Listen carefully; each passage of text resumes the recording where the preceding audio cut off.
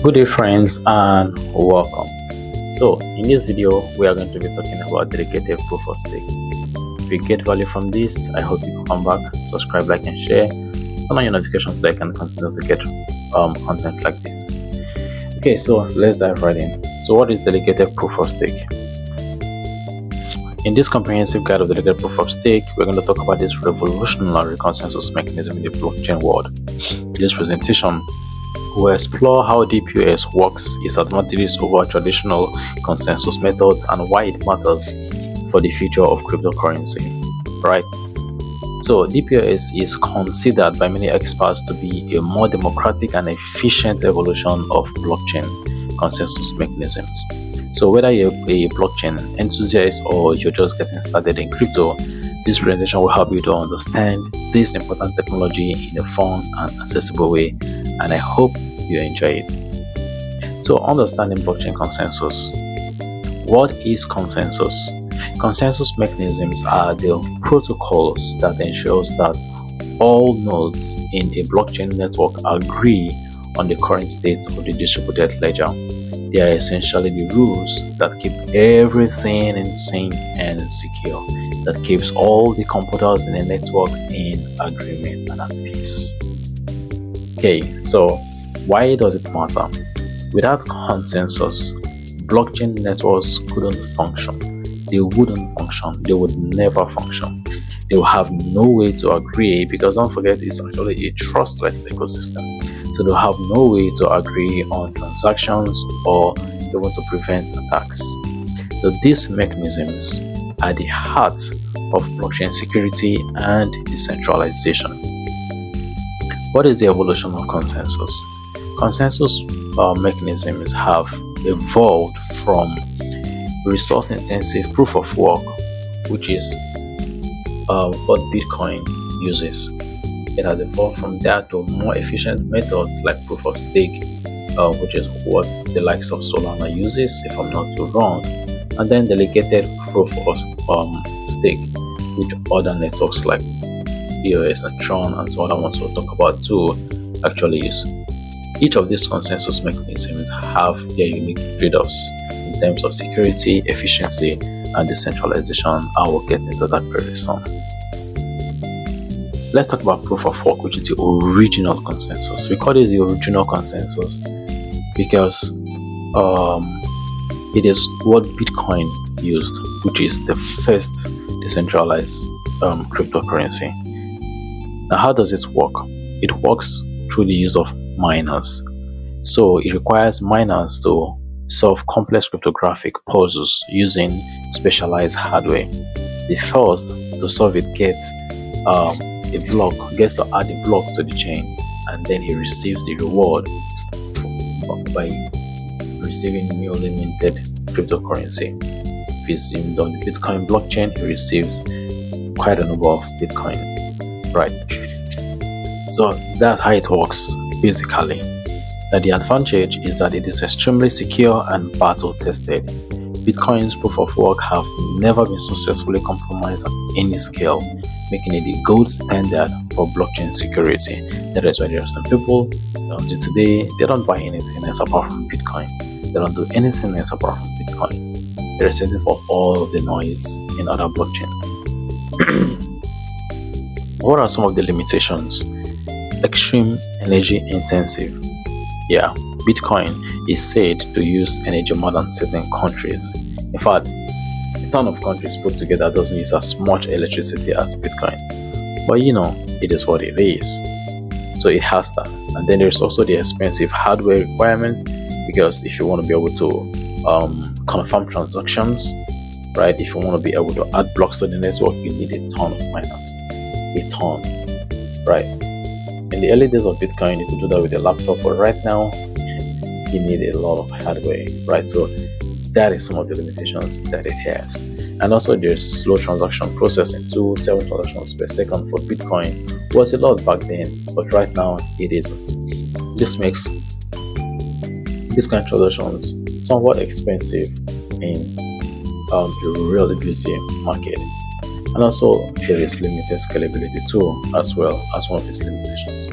With proof of work, So, why proof of work revolutionized digital currency by creating the first viable decentralized consensus mechanism? Its resource requirements have led developers to seek efficient alternatives such as the proof of stake. So let's talk about the proof of stake, which is said to be the evolution consensus mechanism. How does it work? It works like this. First, you stake your coins, right? Which is usually the coin of the blockchain. What it means is that you lock your cryptocurrency as collateral in order to participate in block validation. You do that, and then that gives you a right? So, block validators are choosing based on their stake size and other randomization factors. So if you want to be a validator, you have to stake coins, and then based on how much coins that you stake, you'll be able to get a right to confirm transactions. And also there are other randomization factors too that determines who gets picked to verify what. And then you get to validate transactions, of course. Selected validators verify transactions and they add new blocks to the chain, and that is when they earn rewards. Okay, they receive transaction fees and newly minted coins as rewards. So that is basically how proof of stake was. So proof of stake replaces all of the external hardware resources like electricity and hardware, right? In proof of stake replaces that with internal investment in the cryptocurrency itself. So this makes attacks more costly because now a malicious actor would need to own 51% of all the coins in order for him to be able to manipulate the blockchain, which is really difficult, almost impossible. And if they ever get to do that, they will risk their own investments if they try to compromise the network. Now let's talk about delegated proof of stake. How does this work? Similarly to the proof of stake, yes, but on top of that, they have what they call democratic governance. So stakeholders vote for trusted delegates. Delegates are not just picked randomly, they are voted for, and they can be unvoted for. So stakeholders, people who stake, vote for trusted delegates, and now they are elected witnesses or delegators. Do they call them delegators? No. Let's call them witnesses.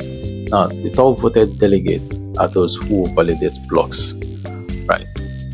So this ensures network security because now block validation is based on reputation. So now we have a reputation-based block production.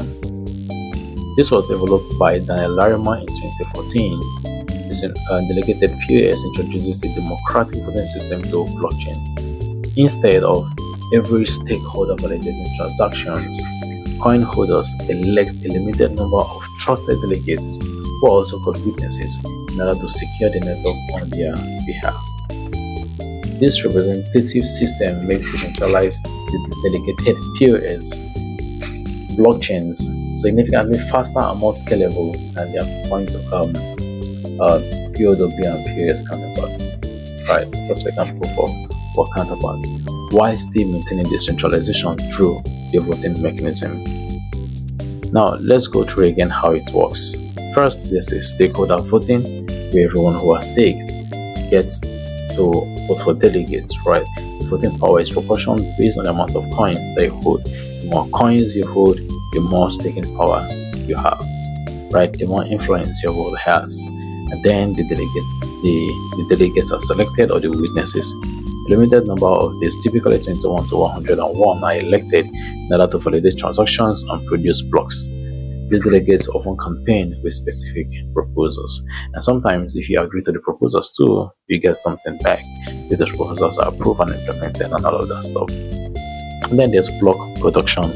So each delegate take turns producing blocks. Remember I said they are usually on they've already been selected by the entire stakeholders, and then they get to produce blocks in predetermined order.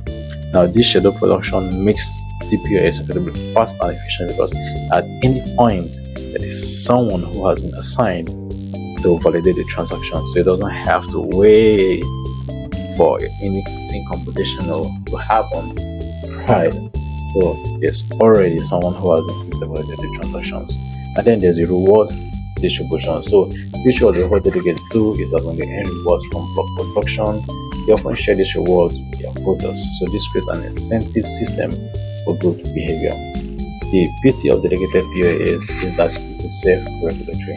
It delegates if delegates perform poorly or they act maliciously, voters can quickly replace them, ensuring that the network stays secure and efficient. Delegated PoS in action. Let's talk about some of the real-world applications. Yes, so now we are talking about EOS. EOS is one of the real-world applications that uses delegated PoS. It is one of the most popular DPoS blockchains. So EOS uses 21 block producers and they aim to be a decentralized operating system for enterprise scale applications. We also have Steam, which is a blockchain-powered social media platform where creators are rewarded with cryptocurrency. They use DPoS for fast content monetization. Then you have TRON, which is a very common cryptocurrency as well, uses DPoS. So, and also, I think there is Atom. Atom, Osmosis, all of this uses delegated PoS. Okay. Now, this platform demonstrates delegated PoS in real-world applications. They process thousands of transactions per second compared to Bitcoin's 7 transactions per second. The flexibility and the speed of delegated PoS makes it particularly suitable for applications that are requiring high throughput. So let's compare some of the consensus mechanisms once again. So when we talk about energy usage, for proof of work is very high. Yeah, for proof of stake is low. But for delegated proof of stake is very low. And in terms of speed, for proof of work consensus mechanism, about 7 to 15 transactions per second.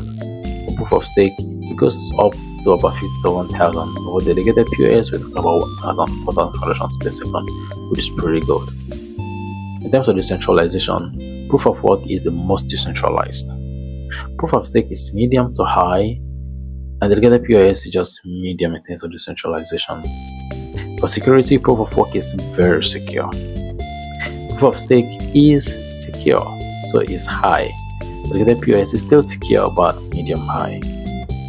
In terms of entry barrier, for proof of work, you gotta be very rich.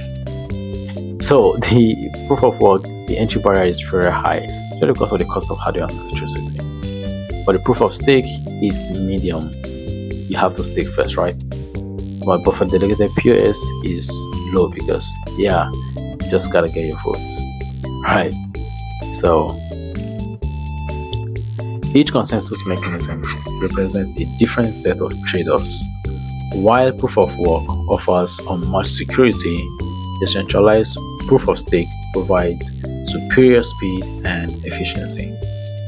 Now, if you're a project owner, right, the right choice depends on the specific needs of your blockchain project, whether you're prioritizing maximum security, speed, or user participation. That's what determines the consensus mechanism that you decide to implement. Some projects even combine these mechanisms. Some use proof of work for their main chain while implementing proof of stake or decentralized proof of stake for side chains or layer 2 solutions. What is the feature of delegated proof of stake? One is scalability.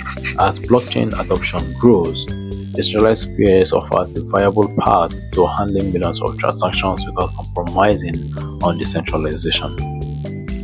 Some DPoS chains are already testing innovations that could push throughput to up to 100,000 transactions per second.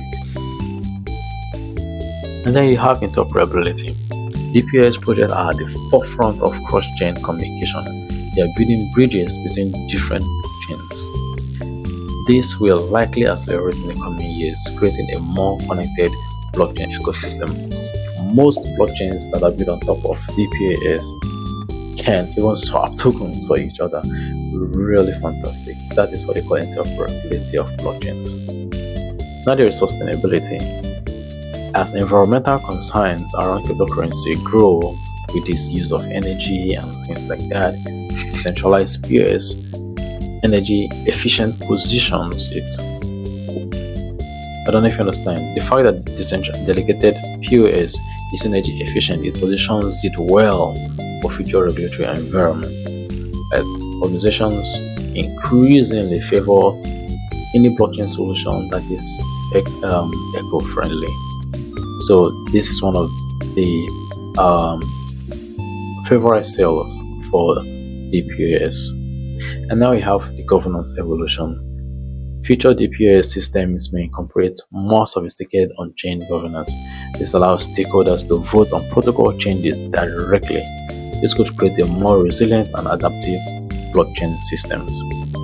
While there is no consensus on guessing that it's perfect for every application, delegated PoS represents an important evolution in blockchain technology. Its balance of efficiency, scalability, and participatory governance makes it a compelling option for many use cases in our increasingly digital world.